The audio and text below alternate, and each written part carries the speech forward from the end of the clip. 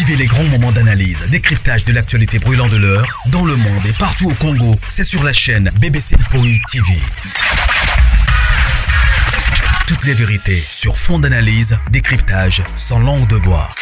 Sur BBC Mpoï TV, on passe au peigne fin, l'actualité brûlante de l'heure. Nous sommes fiers d'être Congolais, nous sommes fiers d'être Africains.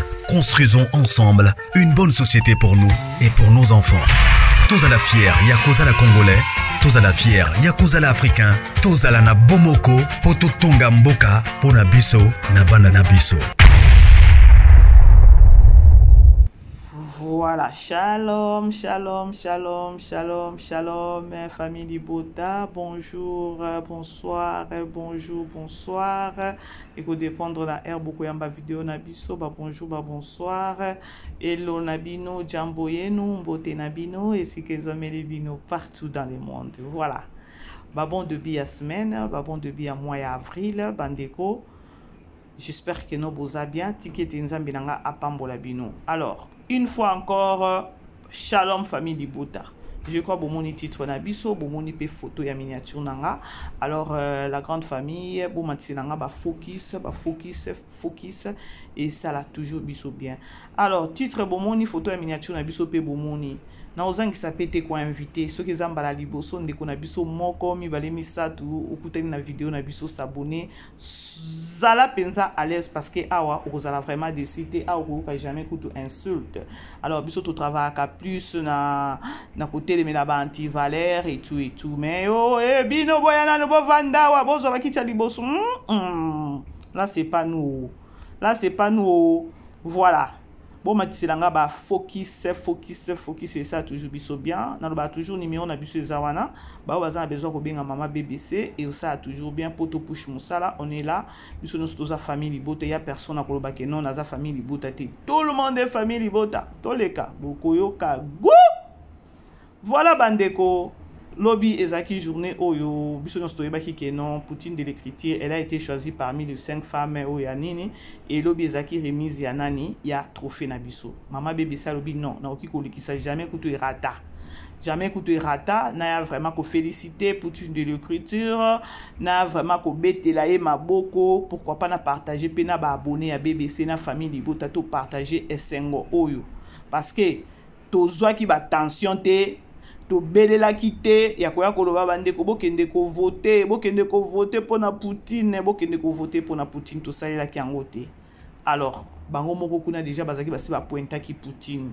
alors hier ezaki juste kaka remise ya trophée alors ba félicitations belé de la part de BBC Mpoï TV ba félicitations belé na Poutine de l'écriture ba courage belé toujours inspiration vraiment ekende matali susu famille Libota bo matiselanga ba focus et ça toujours biso bien alors Nathalie vraiment vidéo na ba chaîne na bande comme susu bazaki présent wana je vis que non ezaki vraiment bien et je veux aussi féliciter attaché de presse il y a Belleville où ils a demeure hein?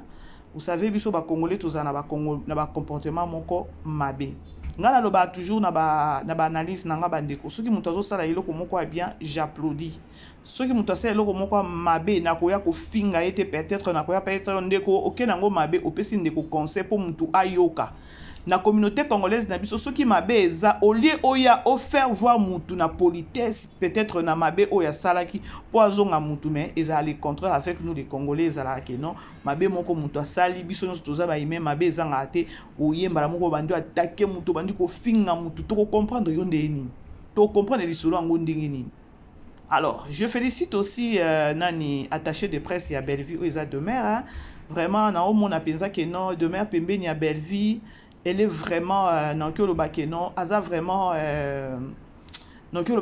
elle est attentive ou encore azo pesa ba attention na ebele donc elle azo aider vraiment Belleville yango mona ngai na vie na nga na loba bandeko dans la vie il faut to e barabana ni tozo poussa pembeni linga opusa bato baza linga opusa mutu pembeni na yo oyebi ke non na kati ya mutu oyo na kozwa implice na kati ya mutu oyo na gagner 1+, na kati ya mutu oyo na ko améliorer encore na ko yebeloko onga na bandeko parce que balwa li musapi moko etonga te Alors, na sepela qui ou encore na sepela na musala o attaché de presse ya Belleville hein, azo sala vraiment o eza de mer et si kaza so ya Hollanda, bah félicitations vraiment. Je crois na comment qui coûte na Facebook na e vraiment hein. Belleville, lorsque ba bengi Belleville de mer à Télémi, elle a accompagné Belleville vraiment. Tu sens que non, mutu il faut zala na batu oyo bazo peso valeur batu oyo ato bimina bango et si ka bozo se présenter donc ba mona yo ba mona pena mutu aza nsima na ok no ba pesa bino valeur ke ba mona ozo na batu moko boy bango ka ba mafinga batu na ka donc c'est drôle, c'est bizarre.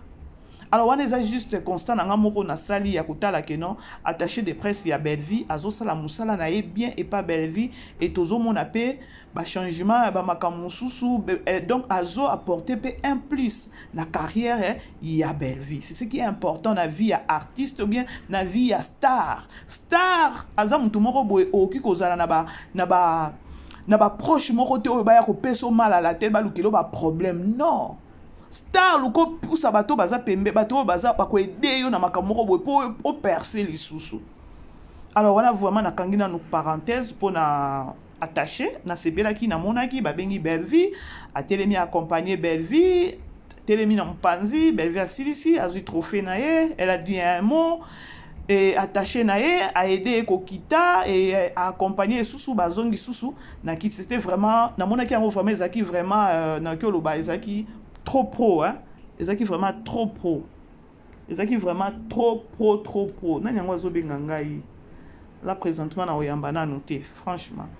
Voilà bandeko bo aimer bo partager tozo solo là alors na ndenge ba azu trophée na ye bazongi bazaki table moko jusque là ndena on a vu vraiment photo ya bien te hein na ota na koti na ba page na koti na banani photo vraiment ya bien ezate bolimbisa photo na chiwana mais du moins boza déjà na idée à ndenge Belleville ou encore Poutine la taki na trophée na ye peza pembeni wana sur moi ça to ki kolekisa ngo boete lorsque to yaka pona kolobela Poutine nga personnellement na lobango bandeko nga nazala mutu mo na sala sentiment te nga za mutu mo bo na sala sentiment te bien mupepe kumbanga te nazo attend na nga ya kolanda Belleville naza wana te pona koya ko juger Belleville pour nga peso na koya ko juger Belleville moi aussi peut-être batu pe pa ko juger nga alors à quoi bon naza na temps wana te musala ya Belleville nde sala ka kenon BBC mpoi asala peut-être alobe la Belleville parce que nga etouchaka ba film à Belleville na tiraka toujours ba leçon na film à Belleville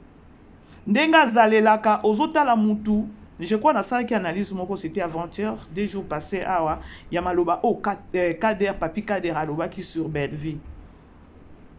Alors bref tokozang s'appelle kolobe la trophée oyote Poutine a eu trophée malgré sa deuxième édition ya ba femme première édition il est déjà o eza deuxième édition alors ba félicitations à Poutine félicitations ba courage ebele na presse.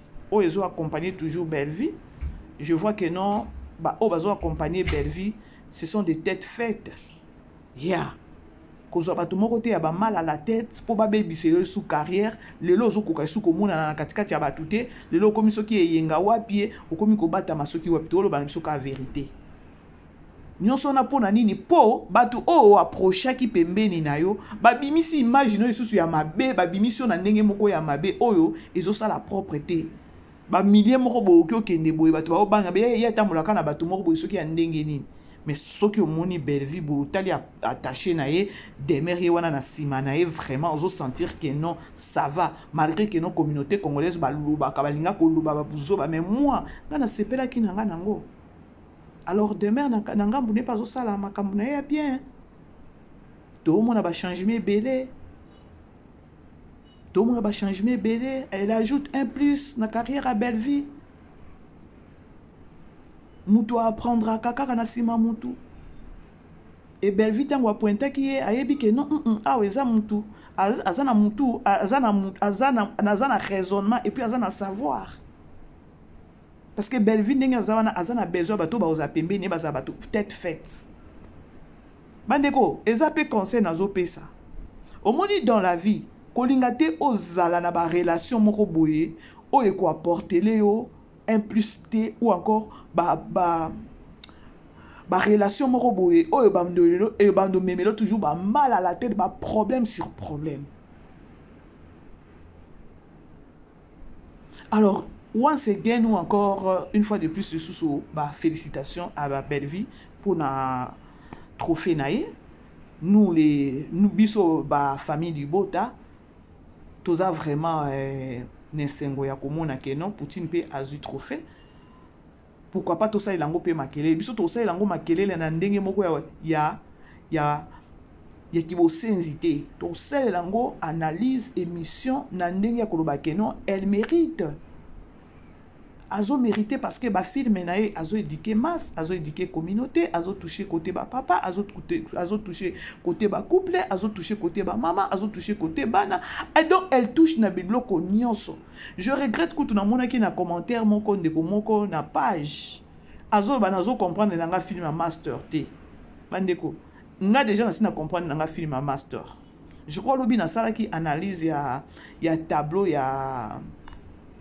y a tableau, il y a c'est qui la fille ici Aziza. Famille libota na moni ba vie kuna te problème nini.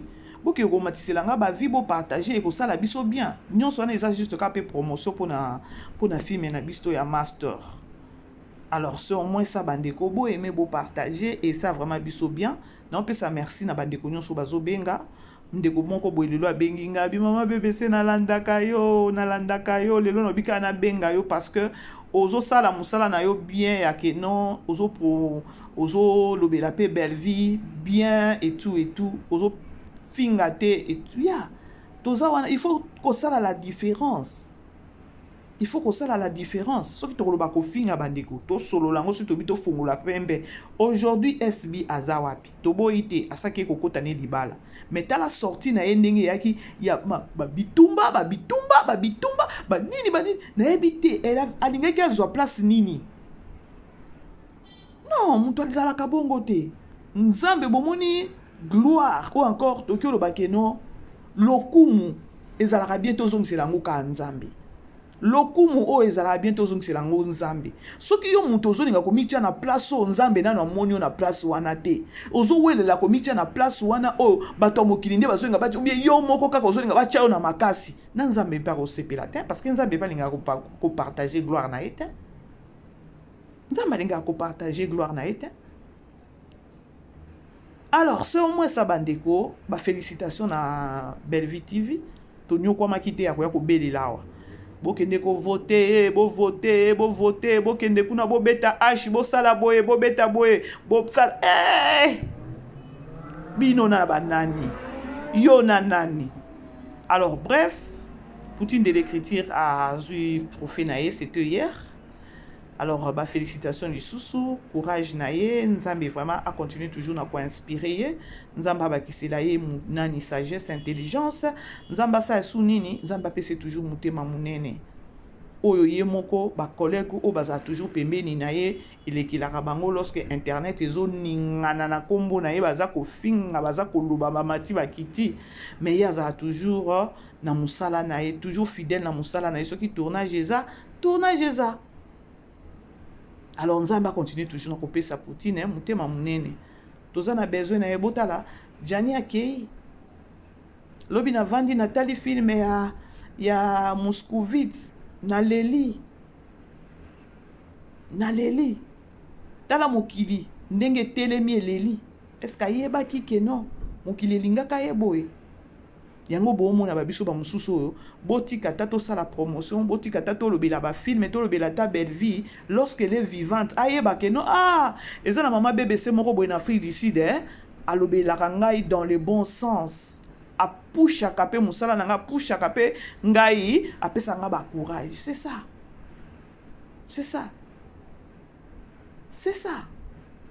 de son vivant ayebapé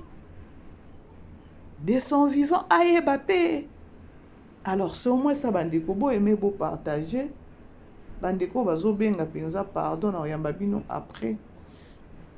Je crois bandeko natika juste ka na 1 minute, c'était juste analyse nanga moko ya koloba kaka ya ko féliciter Poutine parce que to occupé ko lekisa boete eza famille libota to betele yango maboko ebele pona trophée na ye Shalom, shalom bandeko, focus, vous continuez toujours. Tous en les autres côté la 9e, 10e, ce qui 10e, 9e, 10e épisode il y a master, tous les battés film master et kusuka ndengenin parce que c'est poussani déjà dans 9e épisode, tous les parce que sort il y a master, il y a yemoko ananité.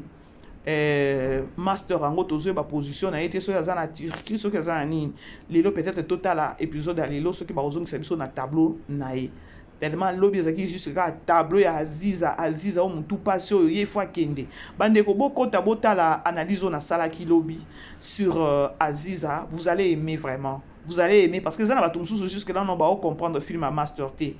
Alors na fongoli déjà moi mémoire à batumsusu bo kende botala bo comprendre film ba o bazo comprendre T parce que nazo le monde ba commentaire mususu batozo nazo comprendre film à master T ezandenge nini. Alors boko takaka na chaîne BBC bo mona émission mon a côté qui lobby n'a pas pourquoi vous allez comprendre. Alors beau aimer beau partager famille Libota, on est ensemble avec vous, je vous aime vraiment franchement, je vous aime. N'a pas appel Nabino, n'a pas message Nabino, on est ensemble vraiment, soutien Nabino, ça me va droit au cœur. Tu que t'es nzambe nanga apambola bino, nzambe nanga abate langa bino, bo mena vraiment esika boza, bo mena bato mususu ce que ozo benga bazo yambate, OK, arrêtez te bandeko. Ah, franchement, oh mon Dieu, voilà, appel bandeko. Alors, beau aimer, beau partager vraiment bandeko. On est ensemble, tous se soutenir, bisognon, sont tous bisognon, tous la famille Libota, tous à la ensemble, tous se focaliser dans ma film. Mais voilà, je vous aime bien, tout coutani prochainement, bisous, bye, ciao ciao. Vivez les grands moments d'analyse, décryptage de l'actualité brûlante de l'heure, dans le monde et partout au Congo. C'est sur la chaîne BBC Mpoï TV. Toutes les vérités sur fond d'analyse, décryptage sans langue de bois. Sur BBC Mpoï TV, on passe au peigne fin, l'actualité brûlante de l'heure. Nous sommes fiers d'être Congolais, nous sommes fiers d'être Africains. Construisons ensemble une bonne société pour nous et pour nos enfants. Tous à la fière, Yakoza la Congolais. Tous à la fière, Yakuza la africain, tous à la na bomoko, poto tonga mboka, pona biso, na banda na biso.